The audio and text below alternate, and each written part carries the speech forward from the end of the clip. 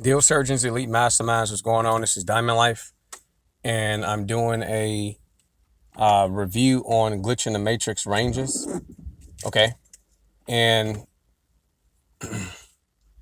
basically the way it works is, let's start off with the week here. So we didn't have a range. If price didn't come down here and break this low, then this would have been the range I would have been looking at. Okay, to see which liquidity was about above the high. Okay, but we didn't have a clear range.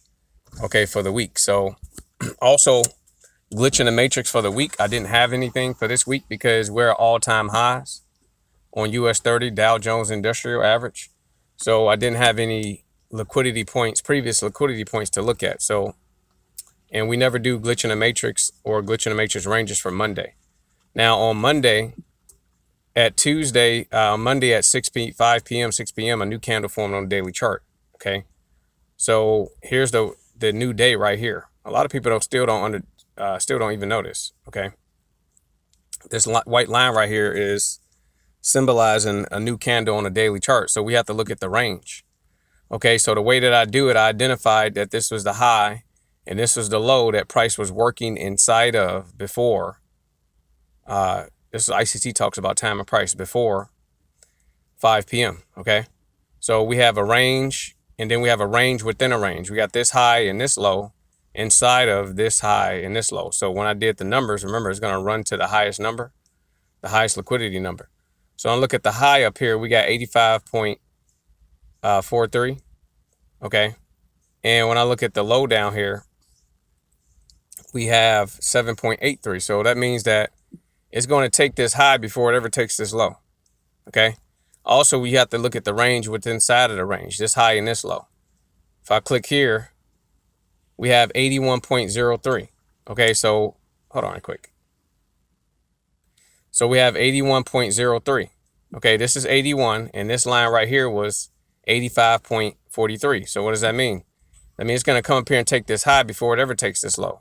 So what does that mean? If it starts to come down lower, if you understand, well, you're not going to understand how this works, but if you come up with your own way of finding liquidity below these lows, which one has the most on it? Some people use market profile for it. I don't know how that works, but it's a lot of ways to do it. I use COT data and ICT, high resistance and low resistance liquidity runs, really.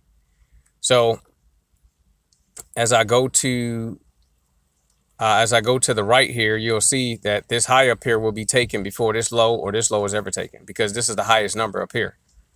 Okay, so as we go to the right, we see price is going down. So understanding how this works, this is powerful, because if it starts to go lower, then you should be buying. Why? Because this is the target. Also, this was a dead giveaway. Also, we had the S2 draw on liquidity. Okay, meaning that when I looked at what high had to be taken out, when Monday, when a Tuesday candle formed right here, which is this white line, Tuesday candle started forming on the daily chart, it clearly showed that this was a S. Well, it wasn't that clear. You had to think a little bit, but the draw on liquidity was up here as well. And I knew this high had to be taken. So this is a dead giveaway. So when it started going lower, that's when I started to buy. And I'll show you. Hold on. I didn't want to jump in here because this would have been chasing price. If it has to probably retrace a little bit lower, we still got a gap down there. Okay. This is a demand gap, if you understand supply and demand. Boom. So you see price shooting down. Why is it shooting down right there? Well, we got a gap over here. I mean, what other explanation do we have? We got a gap down there. So this is where I was a buyer at, right there. Now we continue to go to the right. Price is still going down lower. And I didn't see this happening right here, but I saw this long wick right here. I should have known that price would not leave these wicks open, because the market looks at wicks as gaps. That's ICT all day for people who are on the bandwagon. This gap right here, I should have known better, but I got in right here. Okay, well, I got in here and then I was in drawdown. Thank God I didn't over leverage, but I wasn't scared. Why? Because the stop loss was down here. I knew it wasn't going to take this low. So we off to the races. Boom. Now, this was a little scary right here because it didn't take the high when I thought it would. Okay, on a different chart, it actually did take the high. So what I did was when price retraced back down, I said, okay, well, how low is it going to go? I started looking at the gaps. Okay, I was like, well, maybe it wants to come back down here to this demand zone right here. Well, this isn't, well, it's kind of like a demand zone. It's a huge candle. So I was like, well, maybe you want to come down to here. So when price came down here, as you can see, it's creeping on down, and it came down here to fill in this gap. So I bought again. Now, why did I buy again? This is so close to the low down here. Remember, I had the numbers told me price was not going to take this low.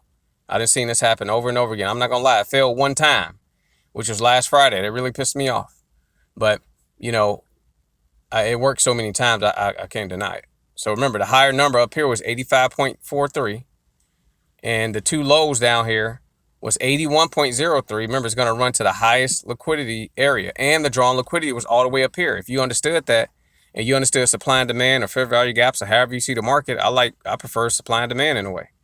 You know, even though ICT talked down on that. So I was a buyer here. And remember, I was a buyer here. Okay. Now, let's see what's going on. When we go to the right, boom. So you have to understand where it's going. Even if you bought too early, it didn't matter, because if you knew price had to come up here and you didn't over leverage, you get money. So I love to see this. I love to see this because I worked for this. Okay. Hold on. This is a 200 EMA right here. I normally use that for scalping, even though ICT talked down on it. You know, I just like to experiment since I understand how the structure works and I don't need the indicators at this point. I just like to use it sometimes. Okay.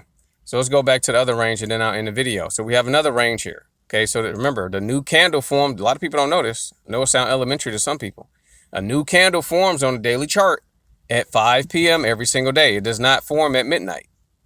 Even though ICT people, we use midnight as something to trade. We'll use the midnight opening price to help with things. Okay.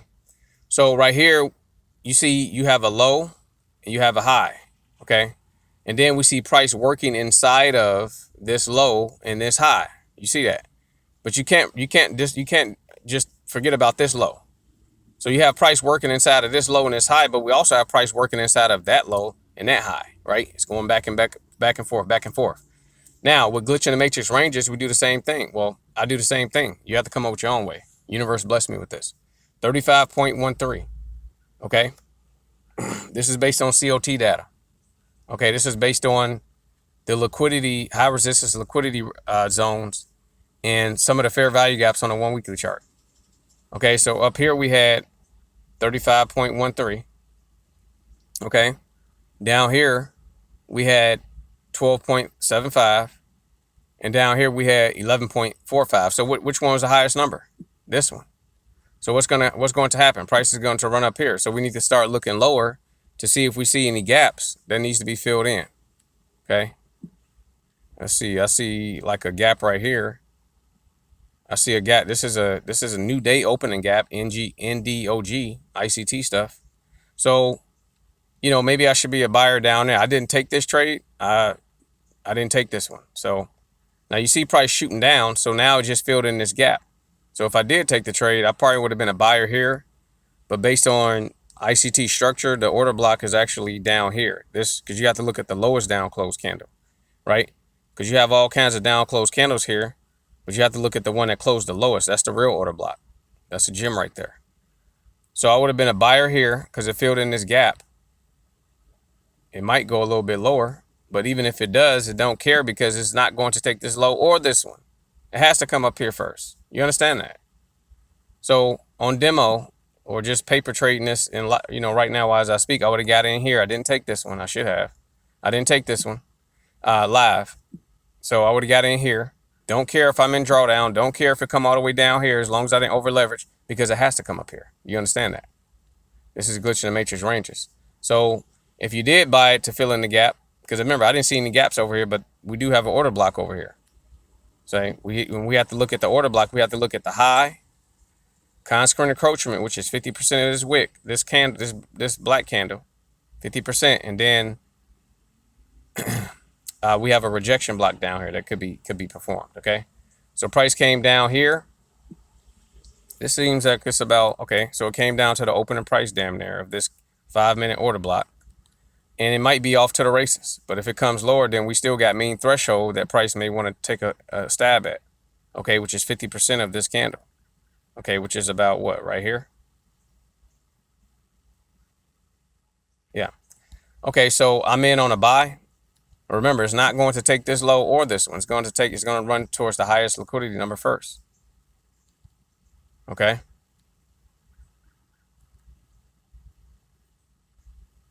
Go to the right. Boom. We out of there. Thanks for watching.